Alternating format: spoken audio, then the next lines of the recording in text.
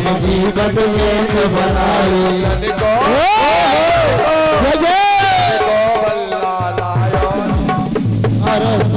कन्हैया काली रहते खिलन आयो मेरा भारत कन्हैया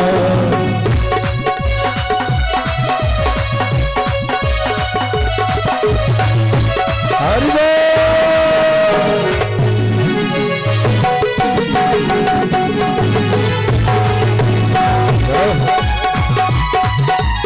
बिहारी सरकार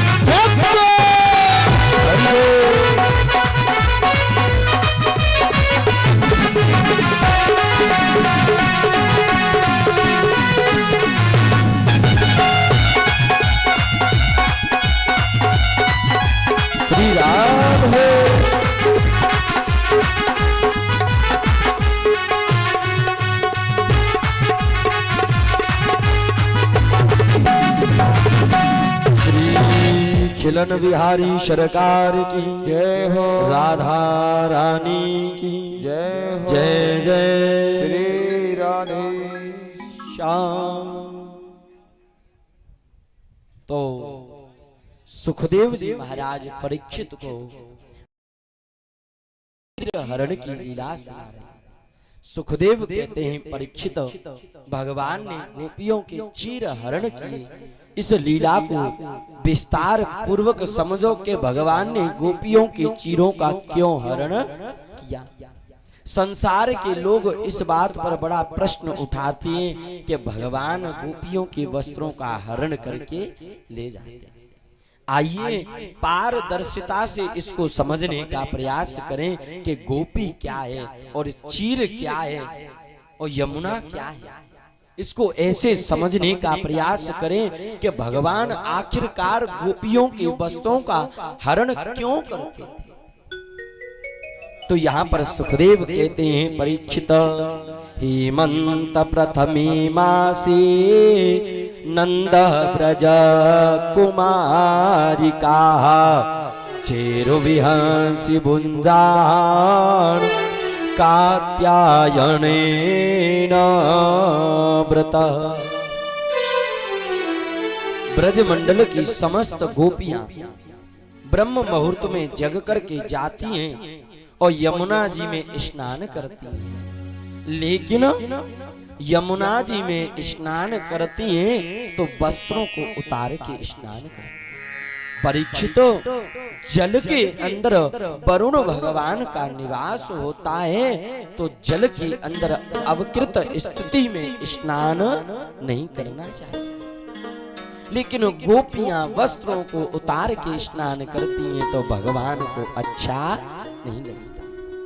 और ये गोपियां क्या करती हैं, स्नान करने के बाद वस्त्रों को धारण करती हैं और वस्त्रों को धारण करने के बाद यमुना के रेत की जो बालू है, उस बालू से कात्यायनी मैया की एक प्रतिमा बनाती हैं और कात्यायनी मैया की ये गोपियां पूजा करती हैं।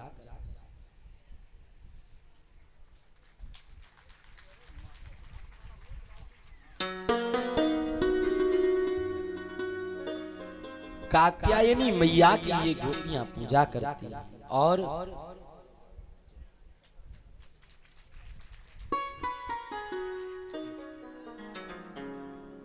कात्यायनी महामाई महायोगन्यधीश्वरी नंद गोपसुते देवी पतिं मे कुरुते नमः। ये गोपियां कात्यायनी मैया से प्रार्थना करती हैं, नंद गोपसुते देवी पतिं मे कुरुते नमः। बोले हमें भगवान कृष्ण पति के रूप में प्राप्त होवे।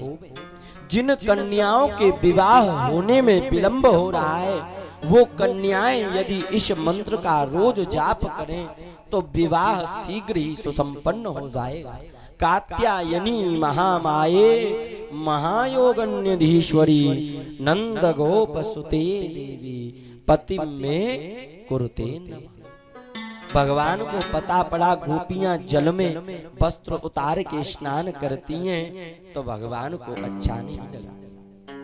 गोपियां 4 बजे गई, स्नान कर रही हैं और गोपियों का पूरा शरीर जल से ढका हुआ है, मात्र गोपियों का मुखमंडल दिख रहा है। और भगवान कृष्ण चल कर के आए और कदम के वृक्ष पे चढ़ गए और भगवान कृष्ण का पूरा शरीर ढका है, मात्र उनका भी मुखमंडल दिख रहा है। भगवान कृष्ण का पूरा शरीर पत्तों से ढका है, मुख दिख रहा है, और उधर गोपियों का शरीर जल से ढका है, मुख दिख रहा है।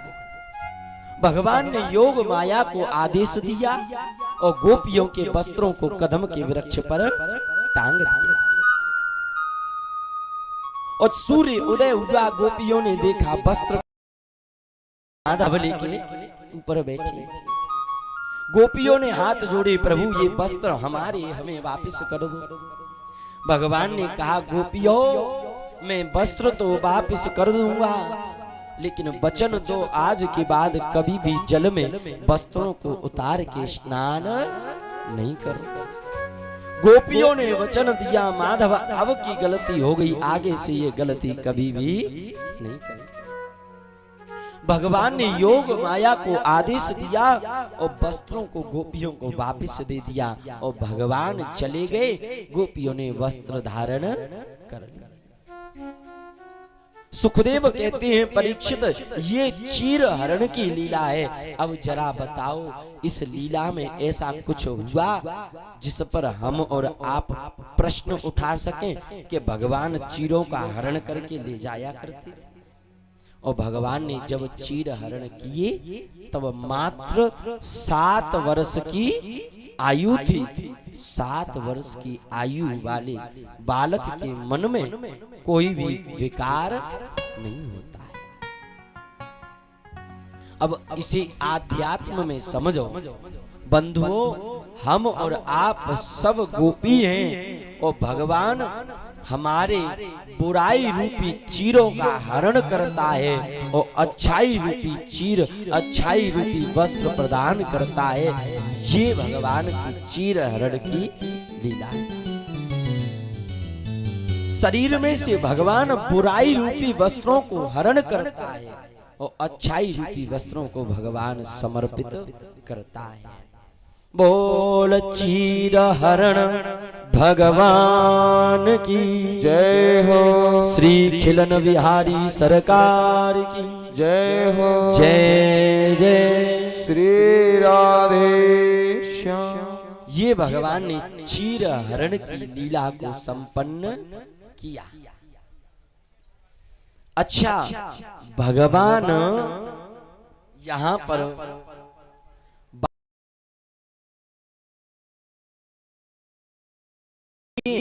इसलिए इनका नाम श्याम भी है। भगवान ने गैया चराई तो नाम गोपाल पड़ गया। भगवान ने कंस के केसों को पकड़ा तो नाम केशव पड़ गया। भगवान ने बांसुरी बजाई नाम बंशीधर पड़ गया। दीनों की रक्षा करी दीनानाथ पड़ गया। और भगवान का एक नाम श्याम भी है। सज्जनों, आज कलयुग में और राजस्थान क्षेत्र में श्री खाटू श्याम जी महाराज विराजमान हैं, जिनका रूप भगवान कृष्ण का, भगवान श्याम का माना जाता है। अच्छा, आप में से कौन कौन गया है खाटू श्याम जी? हाथ ठाड़ी करियो ने। जय हो। बाल कृष्ण लाल की जय हो।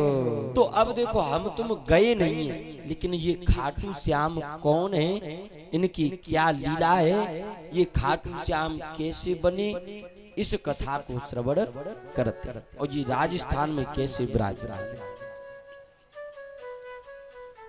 तो महाभारत में बलशाली भीम हुए और भीम के पुत्र हुए जिनका नाम था घटोत्कच, और घटोत्कच के पुत्र हुए बर्बरीक।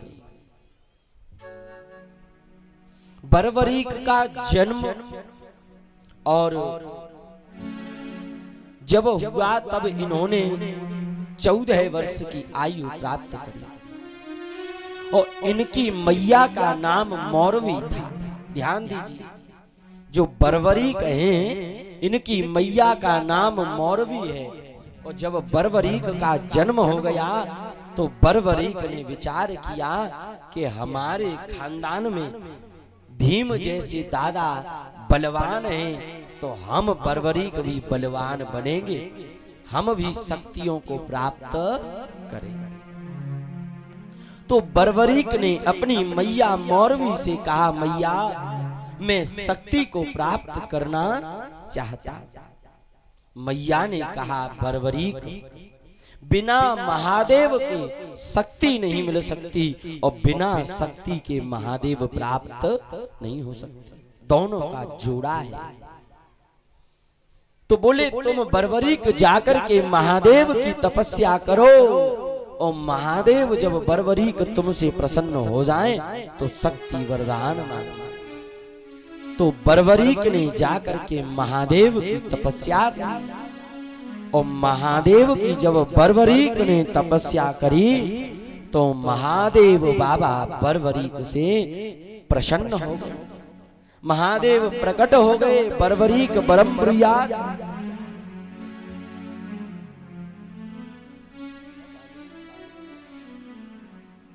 महादेव प्रसन्न हो गए, बर्बरीक बरम्ब्रियाद बरम्ब्रियाद।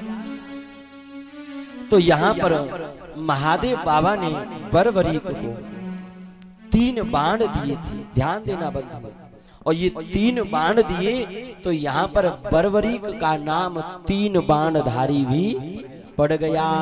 तीन बाणधारी भगवान की जय हो।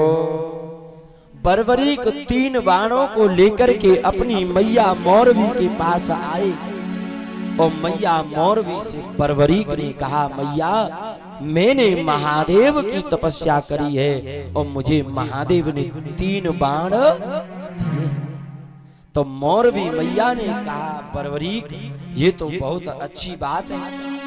बर्बरीक ने कहा, मैया अब मैं महाभारत में जाकर के हिस्सा लूंगा और मैं महाभारत में जाके लड़ूंगा। मौरवी मैया ने कहा, बर्बरीक महाभारत में तुम किसकी तरफ से लड़ोगे ये बताओ। तो यहाँ पर मौरवी मैया ने अपने लाल बर्बरीक से दो वरदान मांगे। पहला वरदान तो ये मांगा, बर्बरीक वरदान दो, तुम हारे के सहारे बनोगे।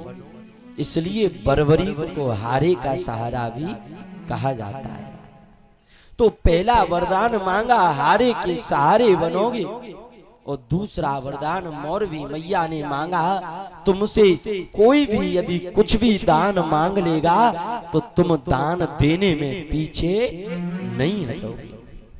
दोनों वरदान बर्बरीक ने अपनी मैया मौरवी को दे दिए और मैया मौरवी को दो वरदान देने के बाद बर्बरीक चल दिए महाभारत में हिस्सा लेने के लिए।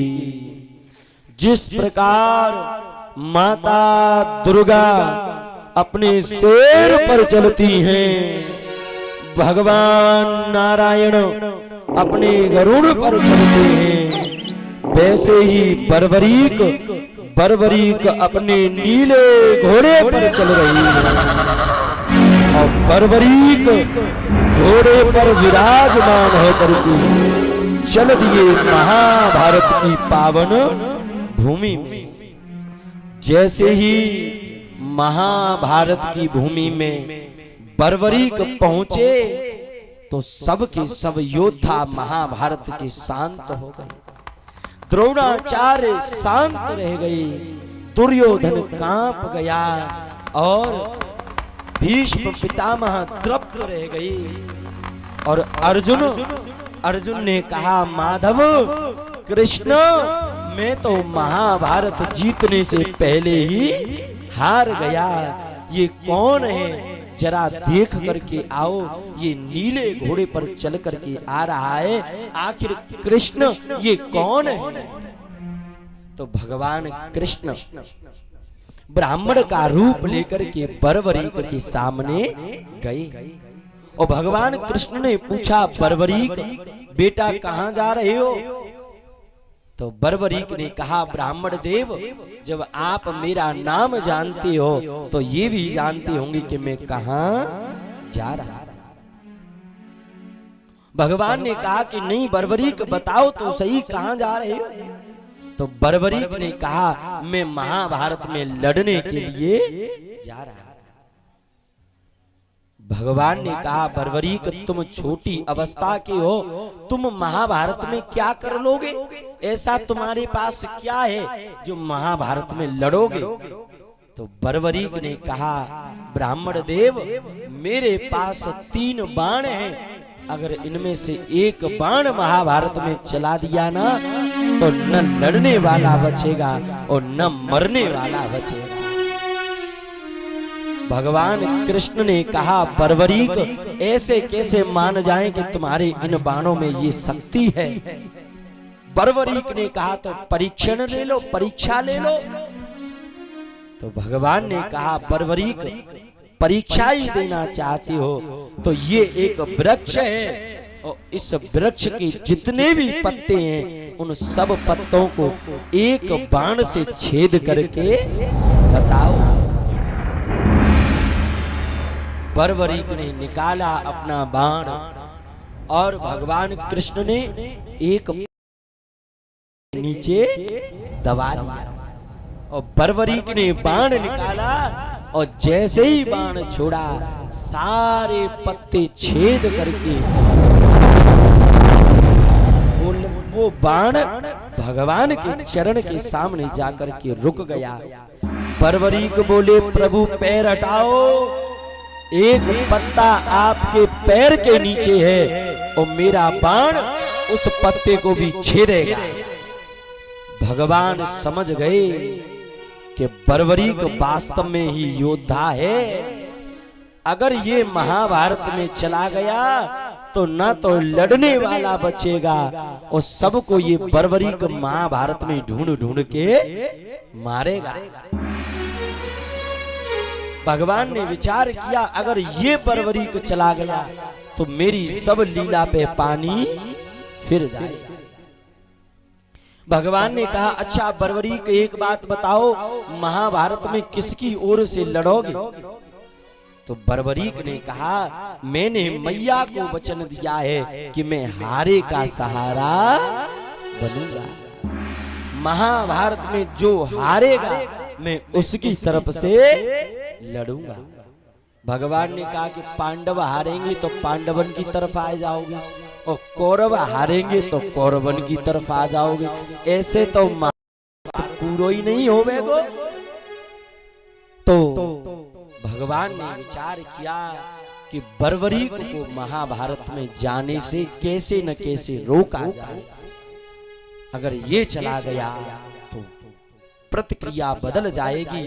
तो यहाँ पर भगवान ने कहा, बर्बरीक आगे आने वाले कलयुग के लोगों की रक्षा करने के लिए किसी व्यक्ति का एक कटा हुआ सिर चाहिए और बर्बरीक वो कटा हुआ सिर किसी साधारण व्यक्ति का नहीं चाहिए, 3 लोगों का होना चाहिए।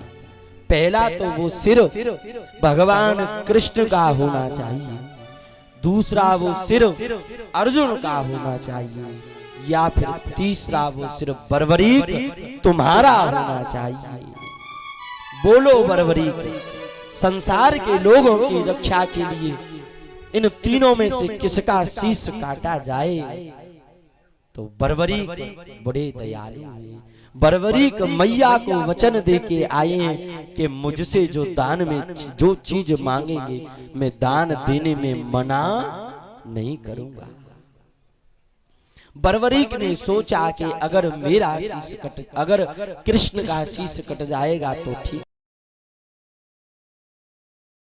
नहीं होगा। और भगवान ने यहाँ पर बर्बरीक से शीश का दान मांगा कि बर्बरीक तुम अपने शीश का दान दे दो। तो बर्बरीक ने निकाली अपनी तलवार और तलवार निकाल करके बर्बरीक ने वो नंगी तलवार अपने शीश पर चला दी और अपना शीश काट के भगवान को समर्पित कर दिया। यहाँ पर इनका नाम शीश के दानी पड़ गया। शीश के दानी भगवान की जय हो।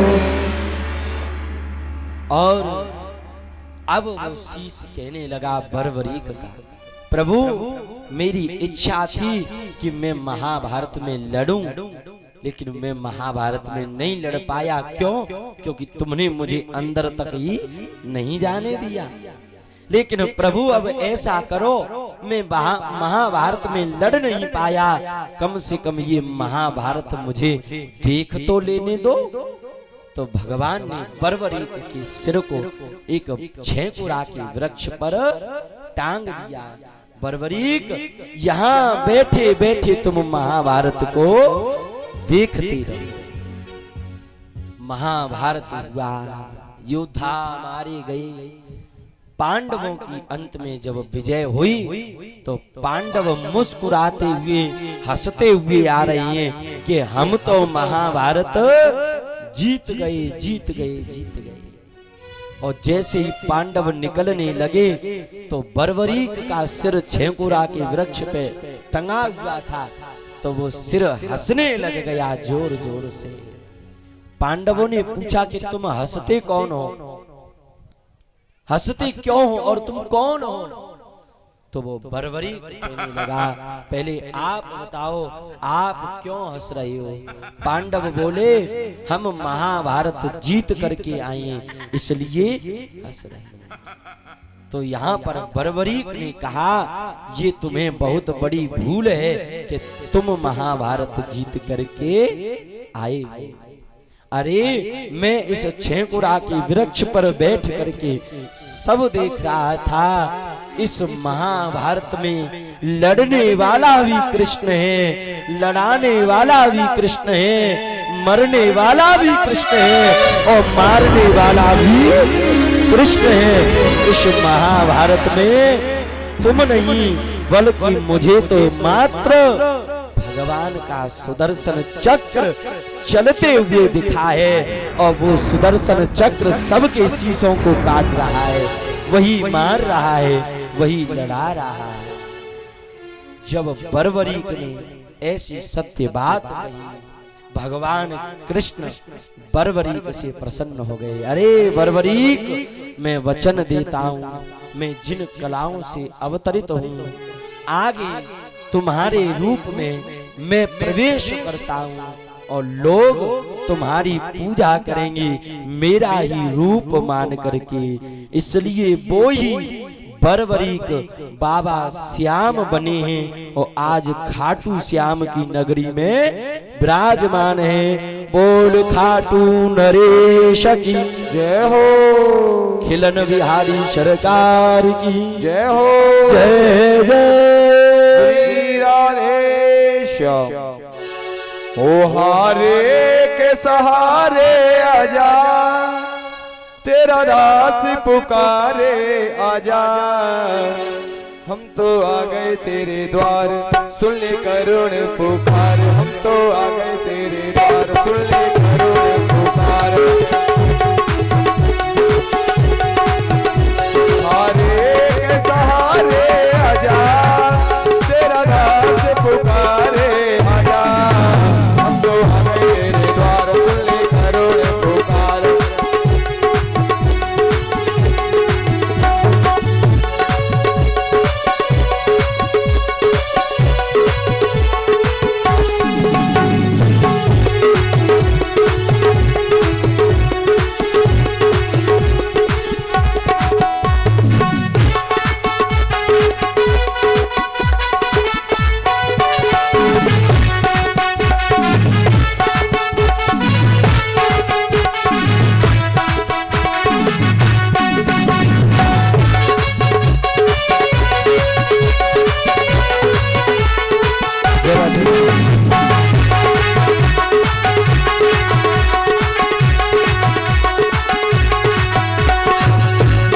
चाहूं मगर बात बनती नहीं, क्या करो राम भटके मेरे।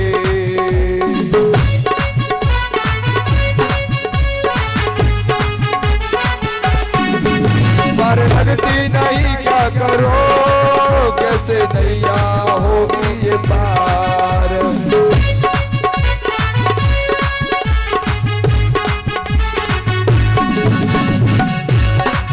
टूट गई पतवार ओ सुन ले रे श्याम, टूट गई पतवार ओ सुन ले तू श्याम। अब हाथ तू आके लगा जा, अब हाथ तू आके लगा जा, और आजा आजा आजा। हम तो आ गए तेरे द्वार, सुन ले करुण पुकार। तेरे द्वार करुण पुकार। हम तो आ गए तेरे द्वार, सुन ले करुण पुकार। हम आए तेरे द्वार करुण पुकार।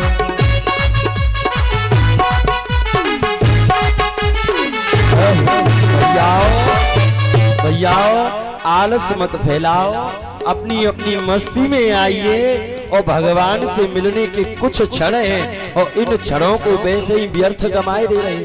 ऊपर हाथ करो और भगवान को याद करो। हरि बोल।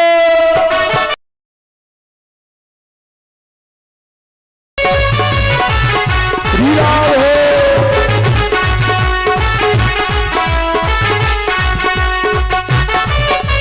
जय जय।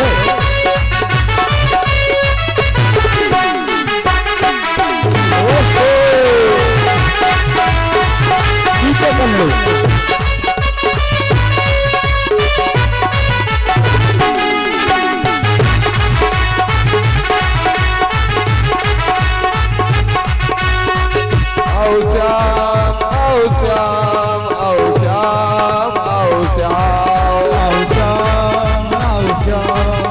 आओ श्याम आओ श्याम आओ श्याम आओ श्याम तुम्हारे के सहारे आजा तेरा दास पुकारे आजा हम तुम्हारे तेरे द्वार करुण पुकार तो आए तेरे द्वार करो करुण पुकार, तेरे द्वार सुन करुण पुकार तो आए तेरे द्वार करो करुण पुकार। हरि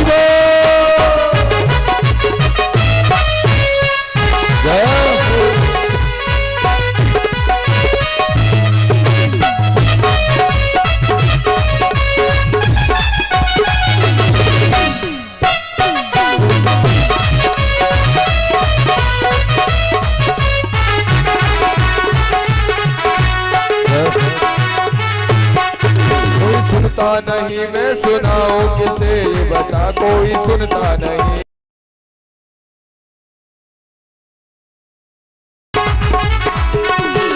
कोई सुनता नहीं मैं सुनाऊं किसे ये बता कोई सुनता नहीं हरि बोल मैं तुमको सुनाऊं दर्द का ये दिल मुझे कोई दिखाई नहीं तारे के सहारे तारे के सहारे तेरा दास पुकारे आजा हम तो आगे तेरे द्वार सुन करुण पुकार मैं आगे तेरे द्वार करो करुण पुकार, हम तो आगे तेरे द्वार सुन करुण पुकार मैं आगे तेरे द्वार करो करुण पुकार, हम तो आगे तेरे द्वार सुन करुण पुकार आए तेरे द्वार करो करुण पुकार, तेरे द्वार करो करुण पुकार।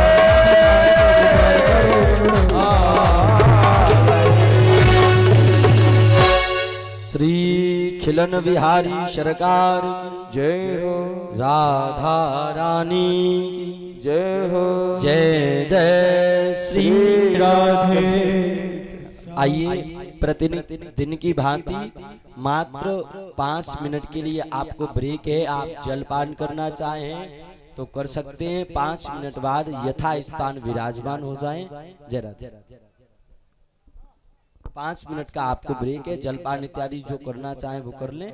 पुनः कथा को श्रवण करेंगे और इसके बाद बड़ी सुंदर भगवान की रास की कथा, और रास की कथा में भगवान मोर का दर्शन करेंगे। भगवान राधा जू को रिझावन खातिर कहा कहा भेष बनायो कान्हा मोर बने।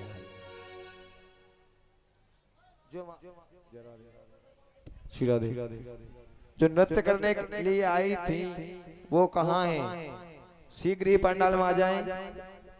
जो नृत्य के लिए आई थी वो मंच के सामने आवे, उनका प्रोग्राम प्रस्तुत किया जाएगा। जहां भी हो शीघ्र ही आ जाएं।